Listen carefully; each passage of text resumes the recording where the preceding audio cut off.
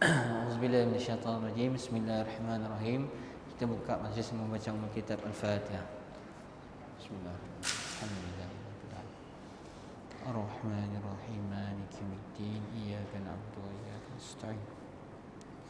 Ihdinas siratal mustaqim. Siratal ladzina an'amta 'alaihim ghairil maghdubi 'alaihim waladdallin.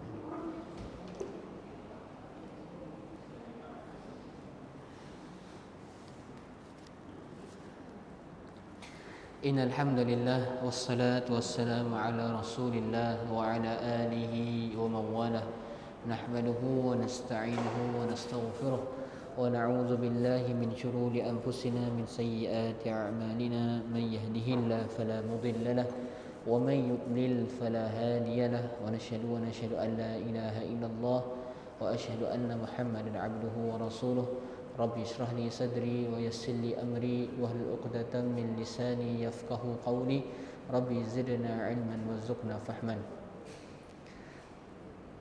Alhamdulillah, pertamanya kita bersyukur kepada Allah Subhanahu wa taala di atas berbagai nikmat yang Allah Subhanahu wa taala berikan kepada kita. Nikmat iman, nikmat Islam, nikmat kehidupan, nikmat kesihatan, nikmat hidayah dan berbagai macam yang tidak mampu untuk kita hitung satu demi satu nikmat Allah Subhanahu wa taala. Selawat dan salam atas junjungan Nabi Muhammad sallallahu alaihi wasallam, junjungan besar kita, ikutan kita, semoga selalu tercurahkan kepada baginda Nabi sallallahu alaihi wasallam. Insya-Allah tuan-puan yang dirahmati Allah, pada malam ini kita sambung kuliah tadabbur Al-Quran kita. Sambung kita bersama-sama membaca ayat Quran, memerhatikan maknanya, kemudian kita menghayati dan mentadabburi ayat-ayat Quranul Karim untuk kita ambil hidayah, untuk kita ambil pengajaran daripada ayat Quranul Karim. Tuan-puan yang dirahmati Allah Subhanahu wa taala, inilah salah satu kewajipan seorang muslim, yakni untuk mendalami ataupun mentadabburi Al-Quranul Karim, untuk membaca Al-Quran dan dalam masa yang sama cuba untuk mentadabburi Al-Quran, memahami apa yang Allah Subhanahu wa taala ingin sampaikan kepada kita melalui ayat-ayat Al-Quran yang Allah Subhanahu wa taala berikan. Jadi Allah Subhanahu wa taala sebut dalam Quran, afala yatadabbaruna al-Quran, mengapakah mereka enggan dalam mentadabburi Al-Quran. Maksudnya Allah tegur orang yang tidak mahu mentadabburi, yang tidak mahu mengambil pelajaran daripada Al-Quran. Dan tuan-puan dan dirahmati Allah, Al-Quranul Karim ini Allah jadikan dia mudah. Walaqad yassarna al-Qur'ana lizikri fahal min muddakir. Kata Allah, telah aku jadikan Al-Quran ini, aku mudahkan Al-Quran ini sebagai peringatan. Allah ulang banyak kali dalam satu surah, walaqad yassarna al-Quran, kami mudahkan Al-Quran itu sebagai peringatan bagi kamu. Jadi inilah kewajipan kita sebagai seorang muslim untuk mentadabburi. Bezanya mentafsir dan mentadabburi ini, kita mentadabburi yakni kita memahami Al-Quran berdasarkan tafsiran-tafsiran para ulama terdahulu. Jadi ulama-ulama tafsir dah mentafsirkan Quran, kita mentadabbur Al-Quran berdasarkan tafsiran-tafsiran yang sudah dibuat, yang sudah ditafsir oleh para ulama, bukan kita menafsir satu tafsiran yang baru. Kerana untuk menafsir Al-Quran perlu disiplin ilmu yang sangat tinggi, bukan orang sebarang yang boleh nafsir Al-Quran. Tapi kita mentadabburi Al-Quran. Tadabbur itu maksudnya memakai, merasakan, menghayati, memakai hati dan jiwa dalam memahami ayat-ayat Al-Quranul Karim. Kerana di saat ini ada sesetengah orang masih boleh nak mentadabbur Al-Quran. Setengah orang masih boleh kamu nak faham Quran sekati. Si boleh nak faham Quran seorang diri. Kita bukan nak menafsir, kita nak mentadabburi. Beza. Kalau dia cakap cik boleh nak mentafsir, Betul lah, saya setuju. Dan kalau yang ada syik boleh nak mentadabburi Al-Quran ini, kalau begitu bagaimana kita nak mengambil pelajaran daripada Al-Quran? Kalau ada orang syik boleh nak tadabbur Al-Quran, macam ni kita nak ambil pelajaran daripada Al-Quran. Bagaimana kita nak mendapat petunjuk daripada Al-Quran kalau tidak kita mentadabburi, mendalami, memahami Al-Quranul Karim? Jadi ini satu pahaman yang salah. Kerana ada sekarang tu, jadi supaya tidak keliru kita di antara tafsir dan tadabbur. Jadi Al-Quran Allah sebutkan sebagai petunjuk bagi manusia, petunjuk bagi orang-orang yang beriman. Kalau kita tidak mentadabburi Al-Quran, bagaimana kita nak mendapatkan petunjuk daripada Al-Quranul Karim? Dan oleh itu, sekali lagi, mentadabburi Al-Quran, memahami Al-Quranul Karim adalah satu kewajipan bagi setiap umat Islam. Bukan hanya membaca, bukan hanya menghafal, tetapi memahami, mentadabburi, mengambil hikmah dan petunjuk daripada ayat-ayat Al-Quranul Karim yang Allah Subhanahu wa taala turunkan kepada Nabi Muhammad sallallahu alaihi wasallam dan disampaikan kepada kita sebagai umatnya. Jadi tuan-puan dan dirahmati Allah, kita sambung malam ini kajian tadabbur Quran kita masih di surah Al-Muddassir. Surah Al-Muddassir. InsyaAllah kita baca terlebih dahulu bersama-sama surah Al-Muddassir, ayat 38 hingga ayat yang terakhir, ayat ke-56. Ayat 38 hingga ayat ke-56. Boleh buka surah Al-Muddassir. A'udzu billahi minasy syaithanir rajim. Kullu nafsin bima kasabat rahinah illa ashabal yamin fi jannati yatasaalun 'anil mujrimin ma salakakum fi saqar qalu lam naku minal musallin wa lam naku nut'imul miskin wa kunna nakhudu ma'al khaidin wa kunna nukadzibu biyaumiddin hatta atana al-yaqin fama tanfa'uhum syafa'atus syafi'in fama lahum 'anit tadhkirati mu'ridin ka'annahum humurum mustanfirah فرت من قسورة بل يريد كل امرئ منهم أن يؤتى صحفا منشرة كلا بل لا يخافون الآخرة كلا إنه تذكرة فمن شاء ذكره وما يذكرون إلا أن يشاء الله هو أهل التقوى وأهل المغفرة صدق الله العظيم.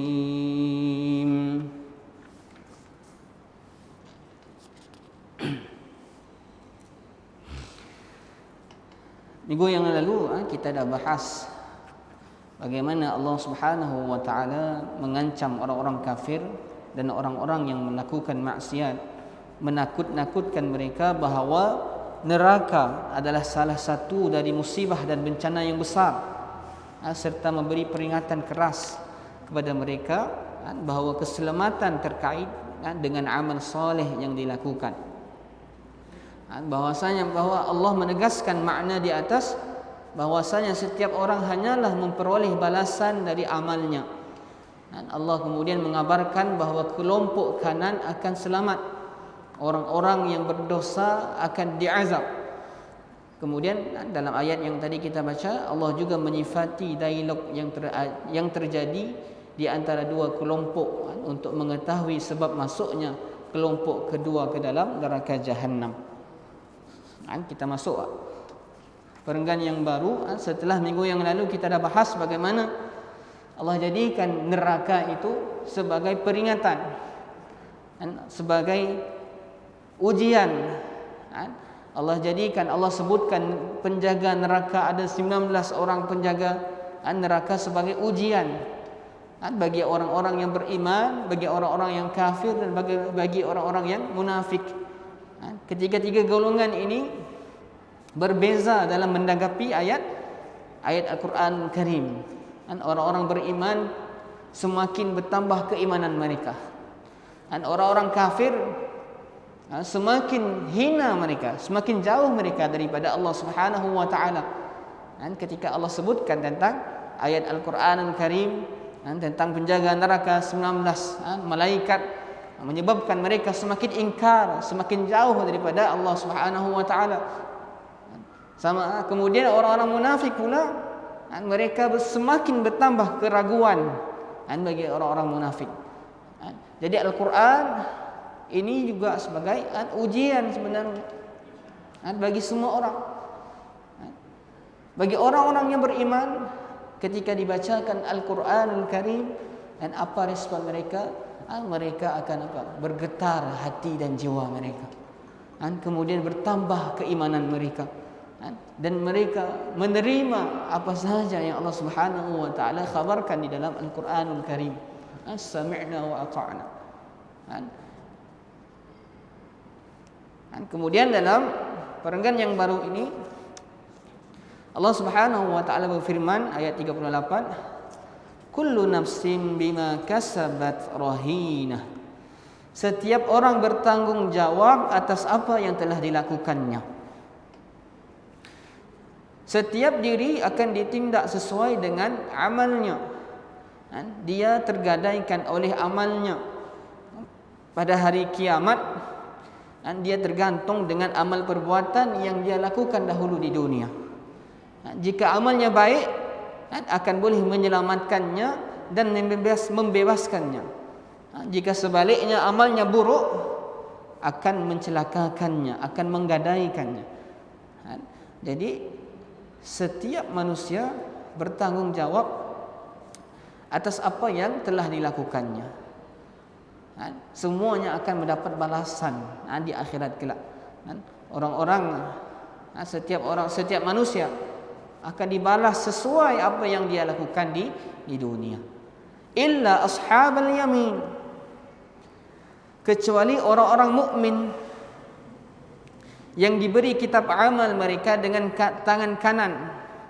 Mereka ini tidak tergadaikan dengan dosa-dosa mereka, namun mereka terbebaskan kerana amal perbuatan baik mereka. Jadi orang-orang kafir kelak di akhirat akan tergadaikan dengan perbuatan dosa yang mereka lakukan, dan mereka akan mendapat azab, mereka akan dihancurkan, akan disiksa dengan perbuatan-perbuatan yang mereka lakukan di dunia, maksiat-maksiat, dosa-dosa yang mereka lakukan di dunia. Kemudian Allah sebut kecuali ashabul yamin, golongan kanan. Golongan kanan ini, kata Hasan Al-Basri, adalah orang-orang mereka adalah orang-orang muslim yang ikhlas, muslim yang taat, yang ikhlas.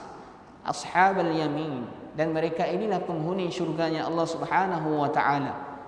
Mereka tidak tergadaikan dengan dosa-dosa mereka, kerana amal perbuatan kebaikan mereka lebih banyak ataupun berat bila ditimbang kebaikan mereka lebih banyak ataupun lebih berat, dosa-dosa mereka akan diampunkan oleh Allah Subhanahu wa taala. Jadi orang-orang yang beriman, orang-orang penghuni syurga, jadi bulatlah kalau kita madah orang yang masuk syurga tadi nyasib pernah melakukan kesalahan. Pasti setiap manusia pasti akan melakukan kesalahan. Tetapi golongan yang kanan tadi, golongan ashabul yamin, kerana kebaikan mereka lebih banyak, timbangan amal mereka lebih berat, maka mereka akan diampunkan dosa-dosanya, akan dihapuskan dosa-dosanya.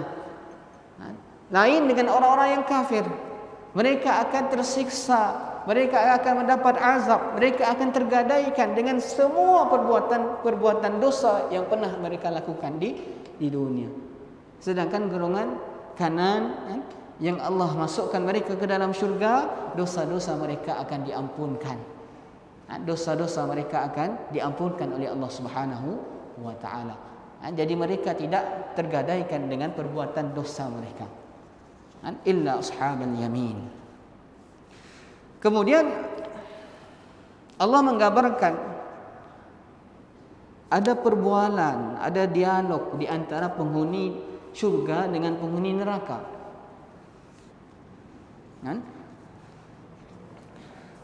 Allah Subhanahu wa taala berfirman, penghuni ashabul yamin tadi, penghuni syurga ashabul yamin, fi jannati yatasaalun, mereka berada di kebun-kebun ataupun di dalam syurga, yatasaalun, saling bertanya-tanya, anil mujrimin, apa yang mereka tanya-tanya, apa yang mereka saling bertanya, mereka bertanya tentang keadaan orang-orang yang berdosa. Ma salakakum fi sakar, apa yang menyebabkan kamu masuk ke dalam neraka sakar. Jadi Allah gambarkan di sini ada perbualan di antara penghuni syurga dengan penghuni neraka. Jadi tidak ada yang mustahil bagi Allah Subhanahu wa taala. Mungkin kita rasa macam ni penghuni neraka boleh berbual dengan penghuni syurga. Macam si logik, tempat yang berlainan jauh. Tidak ada yang mustahil. Zaman sekarang pun orang jauh pun boleh video call. Apatah lagi kuasa Allah Subhanahu wa taala. Walaupun kita tidak tahu macam ni bagaimana caranya, tapi boleh terjadi. Tidak ada yang mustahil bagi Allah Subhanahu wa taala. Allah jadikan penghuni neraka dan penghuni syurga itu saling bertanya. Penghuni syurga tanya kepada penghuni neraka, "Ma salakakum fi saqar?" Apa yang menyebabkan kamu masuk ke dalam neraka sakar pada hari ini?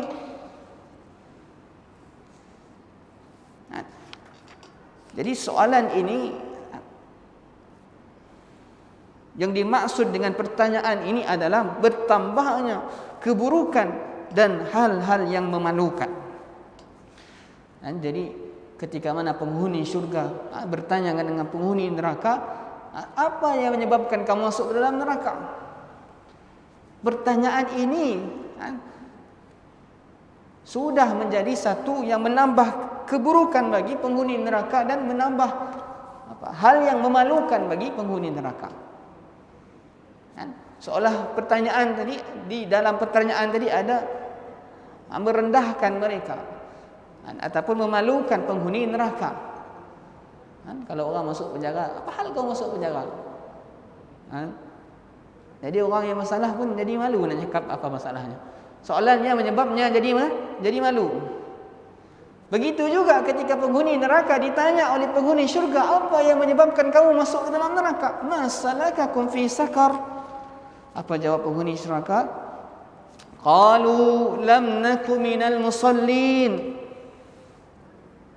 Mereka menjawab, dahulu kami tidak termasuk orang-orang yang melaksanakan solat. Perhatikan tuan-tuan dan rahmati Allah, apa yang dijawab penghuni neraka. Ketika ditanya, apa sebab kamu masuk ke dalam neraka? Penghuni neraka jawab, yang pertama dia jawab apa? Kami dahulu bukan termasuk orang yang melaksanakan solat.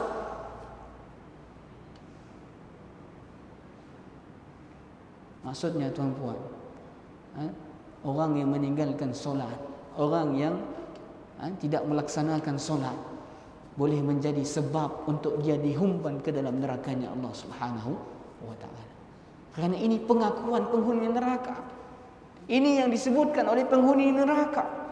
Bila ditanya, kenapa kamu masuk neraka? Kami dahulu tidak solat.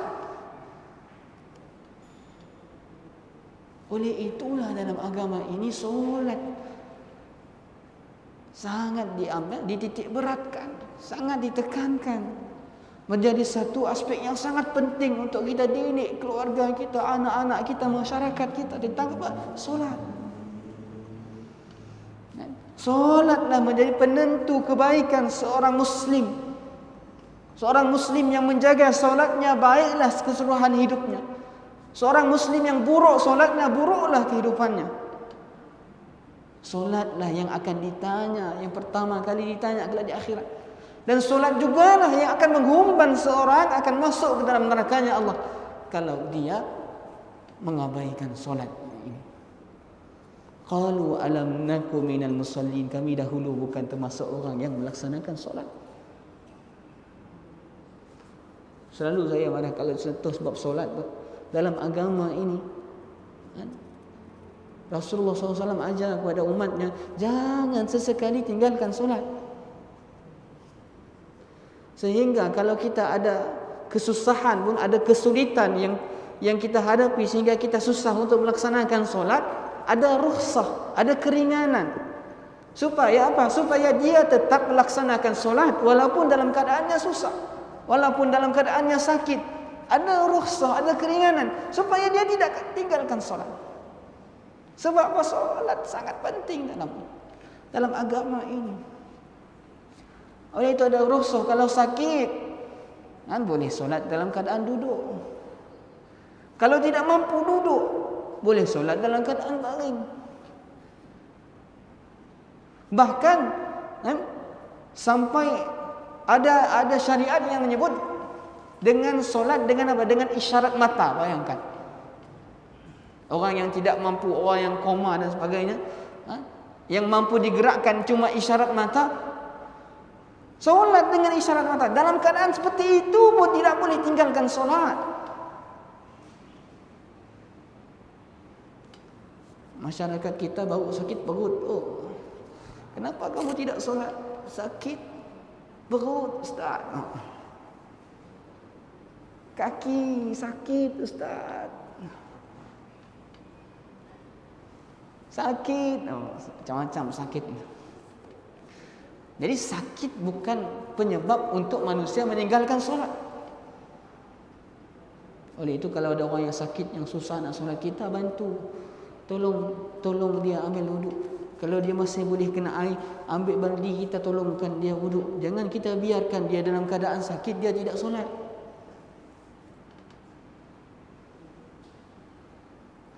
Saya ingat dulu waktu saya belajar, kawan saya panas, sakit, panas betul. Si mampu nak bangun, nak solat, si mampu.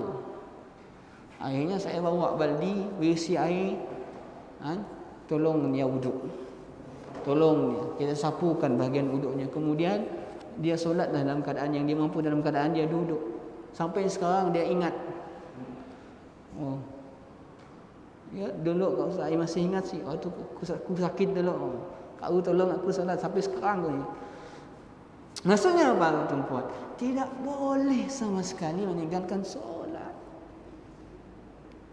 Bahkan ketika berperang di antara hidup ataupun mati, dalam peperangan, dalam perang tu, adakah boleh meninggalkan solat? Tidak. Oleh itu Rasul ajar bagaimana solat dalam keadaan berperang. Ada caranya. Supaya apa? Tetap tidak meninggalkan solat.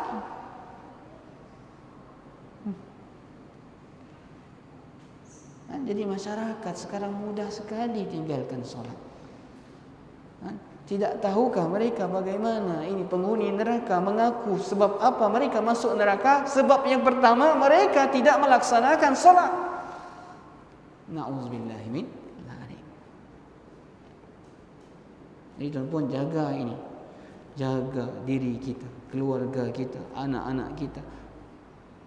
masyarakat kita, orang kampung kita, supaya mereka termasuk dalam golongan yang melakukan solat. Ini yang pertama. Disebutkan mereka masuk neraka sebab apa? Sebab tidak termasuk golongan yang mendirikan solat. Kemudian yang kedua apa? Qalu alam nakum minal musallin, qalu walam naku nut'imul miskin. Dan kami juga tidak pernah memberi makan orang miskin. Dan apa sebab kedua dia masuk neraka? Mereka adalah orang yang kedekut. Orang yang kedekut dengan hartanya, menyimpan hartanya, menumpuk hartanya, tidak mahu memberi kepada orang-orang fakir, tidak mahu memberi kepada orang-orang miskin, tidak mahu memberi makan orang-orang miskin, tidak mahu memberi zakat, tidak mahu keluarkan hartanya.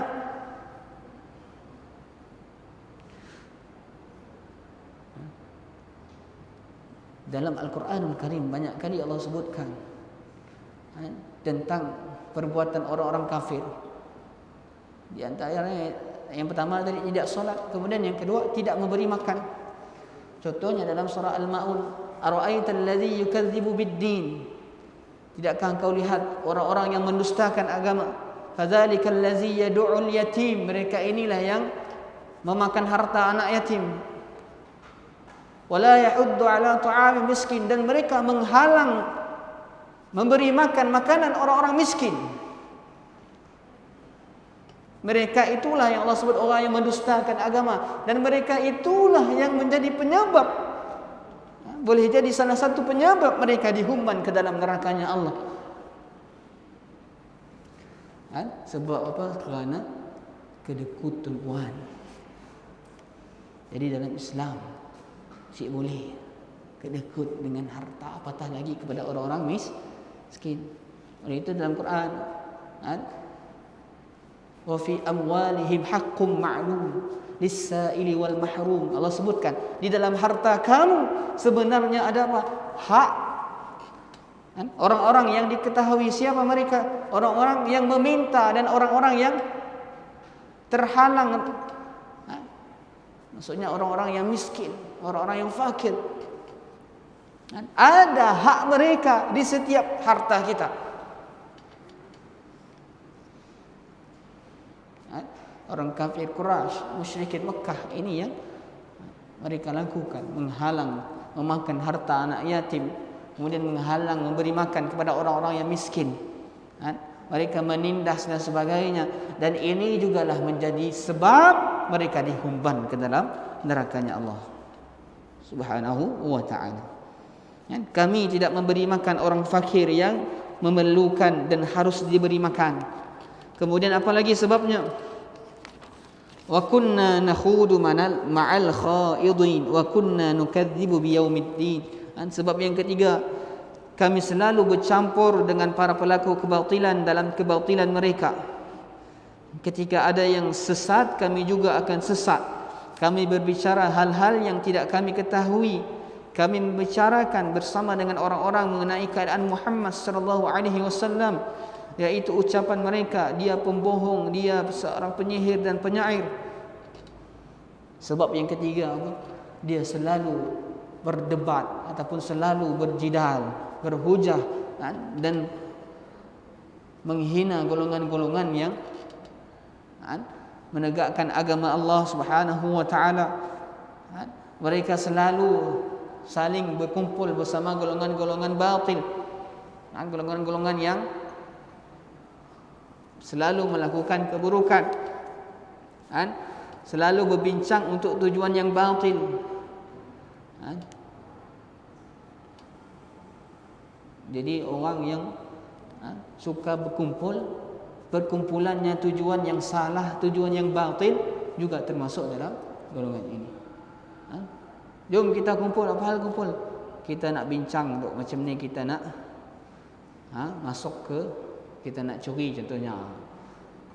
Perkumpulan-perkumpulan kebatilan, ataupun perkumpulan-kumpulan yang membincangkan sesuatu yang menghina agama, dalam perbincangan mereka tadi, mereka menghina golongan ini, menghina golongan itu, merendahkan golongan ini, mengumpat golongan sana. Itu maksudnya wa kunna nakhudu ma'al khailin. Wa kunna nukadzibu biyaumiddin. Dan yang keempat apa? Dan kami mendustakan hari pembalasan. Kami mendustakan hari kiamat. Hatta atana al-yaqin, sehingga sampai datang kepada kami kematian. Jadi ini 4 sebab yang selalu kami lakukan, orang-orang penghuni neraka sebut, yang selalu kami lakukan sepanjang hidup kami di dunia: meninggalkan solat, tidak mengeluarkan zakat, kedekut dengan hartanya, kemudian ikut berbicara mengenai perbicaraan yang batil, serta pengingkaran hari kebangkitan, hisab dan pembalasan. Kemudian di sini ada ulama menyebutkan bahawa 2 hal yang pertama tadi, solat dan zakat adalah satu perkara kewajipan. Yang mana perkara kewajipan ini kalau ditinggal maka akan mendapat balasan kelak di akhirat. Akan dimasukkan ke dalam nerakanya Allah Subhanahu wa taala. Hatta atana al-yaqin, sehingga sampai datang kepada kami kematian. Fama tanfa'uhum syafa'atus syafi'in, maka tidak berguna lagi bagi mereka syafaat orang-orang yang memberikan syafaat.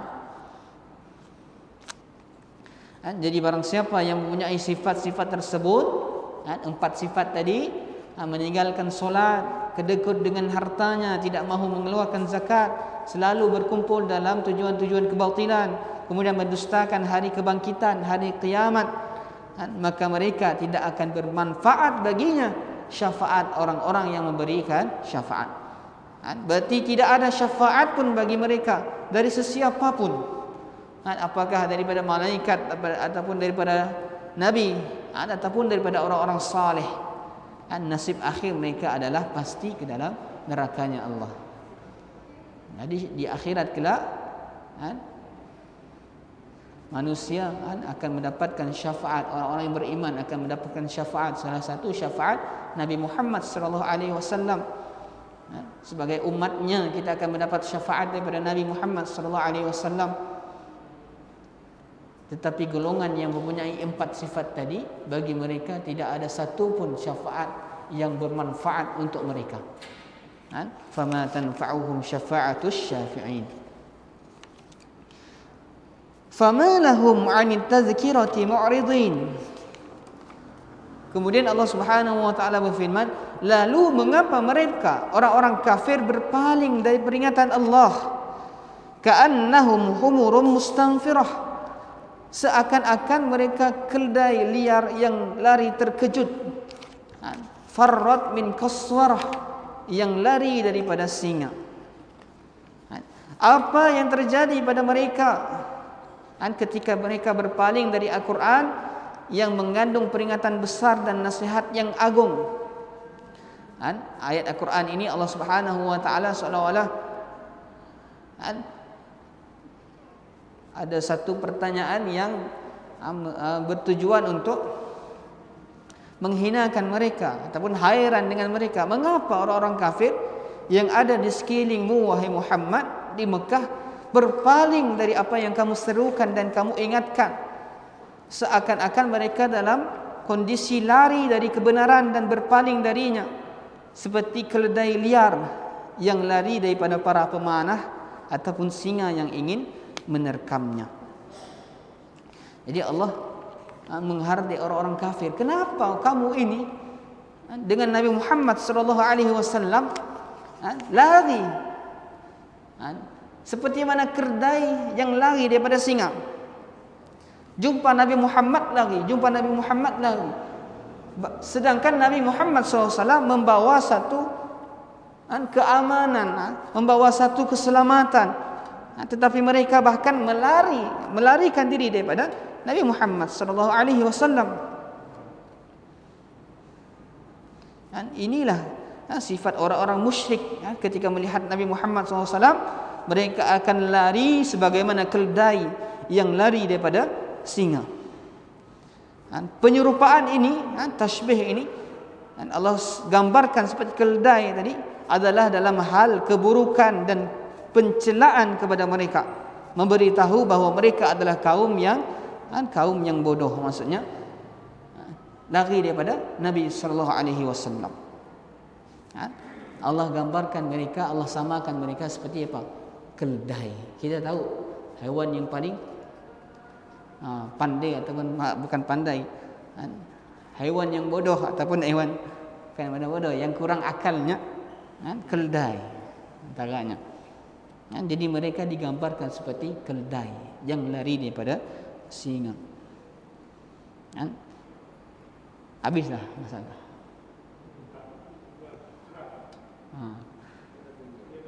Sudah bunyi. Okey.